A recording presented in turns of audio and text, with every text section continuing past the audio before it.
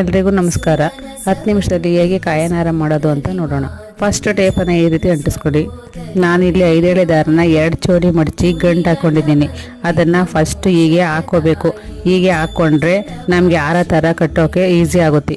ಒಂದೊಂದೇ ಕಾಯಿನ್ಗಳನ್ನು ಜೋಡಿಸ್ಕೋಬೇಕು. ಅದರ ಮೇಲೆ ಮತ್ತೊಂದು ಟೇಪನ್ನು ಮೇಲ್ಗಡೆ ಹಾಕ್ಕೋಬೇಕು. ಇದೇ ರೀತಿ ಇನ್ನೊಂದು ಲೈನ್ ಕೂಡ ತಯಾರು ಮಾಡ್ಕೋಬೇಕು.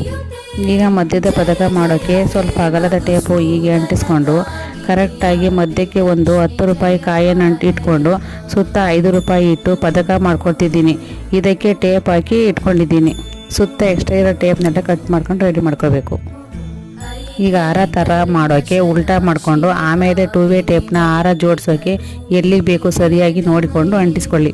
ಇನ್ನೊಂದು ಟೇಪ್ ಹಾಕಿ ಚೆನ್ನಾಗಿ ಪ್ರೆಸ್ ಮಾಡಿ ಸೈಡ್ಸ್ ಎಲ್ಲ ಕ್ಲೀನಾಗಿ ಕಟ್ ಮಾಡಿಕೊಂಡ್ರೆ ಸುಂದರವಾದ ಕಾಯನ ಹಾರ ರೆಡಿಯಾಗುತ್ತೆ. ವಿಡಿಯೋ ಇಷ್ಟ ಆಗಿದರೆ ಲೈಕ್ ಮಾಡಿ, ಶೇರ್ ಮಾಡಿ, ಸಬ್ಸ್ಕ್ರೈಬ್ ಮಾಡಿ. ಧನ್ಯವಾದಗಳು.